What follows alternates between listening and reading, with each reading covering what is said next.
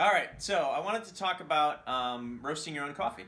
It's actually a really simple thing that you can do at home. I do it once a week, and it's all the coffee I need. I don't know. I don't exactly measure how much coffee I drink every week, but I have two espressos in the morning, and sometimes I have another coffee or an espresso in the afternoon. So it's something I started doing years ago just to experiment. And I'll talk about the setup here. I've had different setups in the past. I had a Beemore, which was really nice, but it was expensive, and I was just looking for something really kind of ghetto. So I got a Stir Crazy from Target, and I think I paid about $10 for that, maybe $15.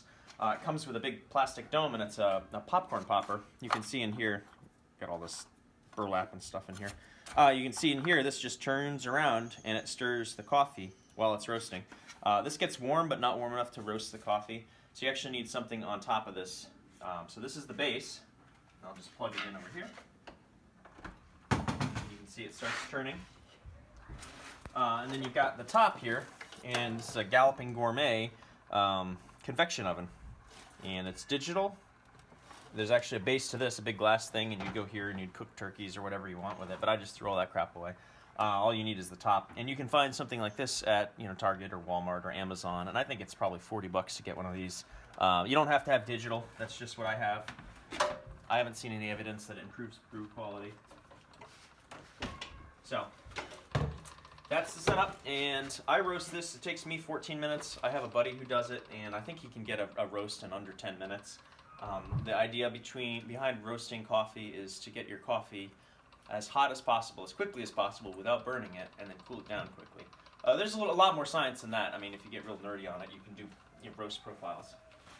You can see I've got my green coffee. I buy it 20 pounds at a time, and I get cheap shipping. I think it's $8 or $9 for shipping from California. And this is Burundi. I can't even pronounce the rest of it, but it's African coffee. I really enjoy Ethiopian coffees, Yirgachefs, and other things like that. And then I'm going to use my scientific measuring device here. It's a ball jar.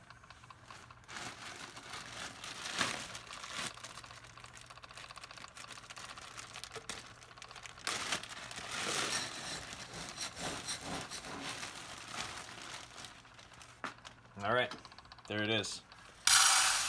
There's my scientific measure.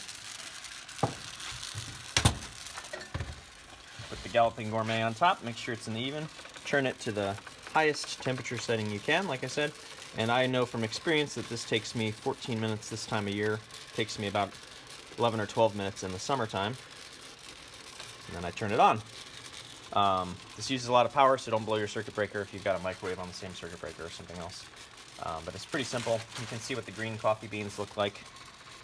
They're fairly small. That's just the variety of these. They're Arabica beans. They smell nice. They'll keep for much longer at this green phase. One of the reasons that you want to roast your own coffee is coffee gets stale after 2 weeks. And you'll really notice the difference. I didn't believe people when they told me I would. But it's really dramatic, the difference that 2 weeks makes in the flavor profiles of coffee. Roasting coffee generates a lot of smoke, so you're going to want to do it in your garage and not in your kitchen. Also, when you're roasting it, you're listening for the popping sound. They call it a crack. That's the technical term.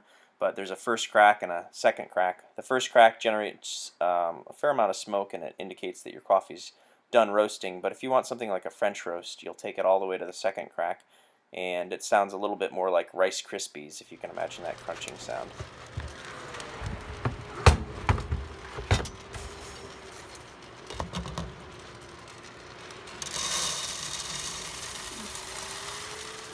So you can see just how easy it is to roast your own coffee.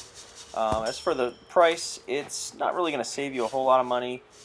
Green coffee is around $5 to $8 a pound. Green, you're going to lose some of that weight after you roast it, about, 75% of that. So you figure that you're paying about the same as premium coffee in the store, but it is significantly different. You'll notice the difference right off the bat. You can see here I poured it out on a screened pizza pan. This helps it to cool faster. Like I said before, you want it to cool as quickly as possible. And I just have it sitting over the old convection fan while that blows and cools down.